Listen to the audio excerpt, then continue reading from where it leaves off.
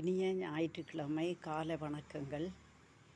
எல்லோரும் நலமாக இருக்க இறைவன் துணை. அண்மையாக சில தினங்களாக ஒரு பாரிய சுனாமி ஒன்று ஏற்படும் அபாயம் இருப்பதாக செய்திகள் அறிய முடிகிறது. இணையத்திலும் அதுதான் செய்தியாக இருக்கிறது. இதை பார்க்கும் பொழுது கொஞ்சம் பயமாகவும் இருக்கிறது. என்ன செய்வது? கடந்த முறை சுனாமி வந்து எத்தனையோ நாடுகளில் எவ்வளவோ உயிர் சேதங்களையும் உடைமை சேதங்களையும் உண்டாக்கியது. அப்போது சுனாமி என்றால் என்ன என்று யாருக்குமே தெரியாது.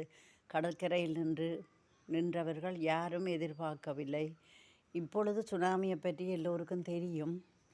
சுனாமி எப்படி உண்டாகிறது என்று சொன்னால், கடலுக்கடியிலும் சரி, அதாவது புவிக்கு கீழே உள்ள புவித்தகடுகளில் ஏற்படுகின்ற அசைவுகள் காரணமாக அவை ஒன்றின் மேல் ஒன்று மேலெழுந்து அதிலிருந்து உண்டாகும் அலை இயக்கமே சுனாமி அலை இயக்கமாக வருகிறது. கடலுக்குள் ஏற்படும் பொழுது அது சுனாமி ஆகிறது. வெறும் நிலத்தில் ஏற்படும் போது அது புவிநடுக்கம், நிலநடுக்கமாக கட்டிடங்களை உடைந்து விழச் செய்கிறது. கடலிலும் அதிலும் அந்த நடுக்கடலில் அந்த அலையின் உயரம் குறைவாக இருக்கும். வீச்சம் என்று சொல்கிறது உயரம் குறைவாக இருக்கும்.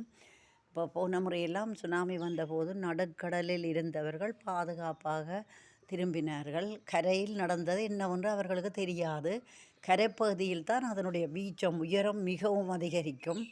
அப்படி அதிகரிக்கும் பொழுது தான் அது பெரிய கட்டிடங்களுக்கு மேலால், மரங்களுக்கு மேலால் எல்லாம் தண்ணீர் பாயும்.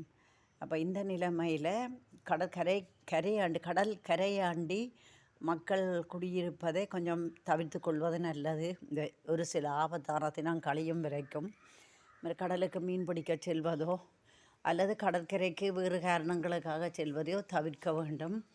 உண்மையிலும் மலைநாட்டு பகுதியில் இருக்கிறவர்கள் கூட மிகவும் பாவம் செய்த சீவன்கள் என்று நினச்சி நான் அடிக்கடி நினச்சி கவலைப்படுவேன். உண்மையில் நாங்கள் சமதரையில் வசிக்கிறோம். அதுகள் ஒரு இரவு நித்திரை கொண்டு மறுநாள் கண்முழித்து சுகமாக எழும்புவோமோ என்பதே கேள்விக்குறி.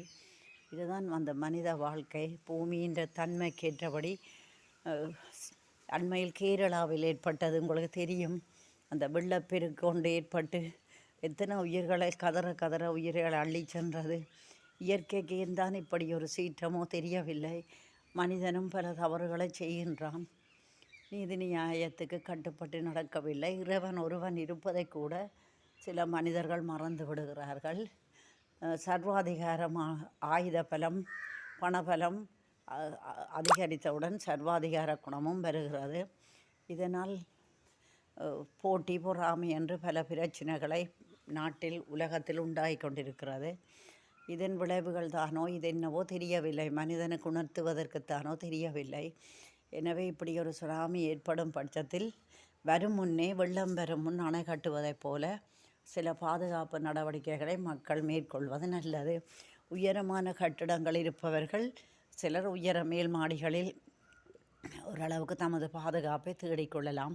முக்கிய ஆவணங்கள் கீழே நிலத்தை அண்டி இருக்குமாக இருந்தால், உதாரணம் உறுதிகளோ காசோ நகையோ இப்படிப்பட்ட பொருட்கள் சுனாமி வரும் பொழுது வெள்ளத்துக்குள் சிக்க வேண்டிய நிலைமை ஏற்படும். எனவே அவற்றை அப்புறப்படுத்தி பாதுகாப்பான இடத்தில் ஒழுங்கு செய்துவிட்டு எல்லோரும் கொஞ்சம் கவனமாக இருக்க வேண்டும், எச்சரிக்கையாக இருக்க வேண்டும். இந்த நிலைமை தவிர்க்கப்படும் வரைக்கும், வந்து முடியும் வரைக்கும் இதைத்தான் நான் விரும்புகிறேன். என்ன செய்வது? எல்லோருக்கும் ஒரே மாதிரி இடம் இல்லை. சில பேருக்கு பாதுகாப்பான இடங்கள் இருக்கும்.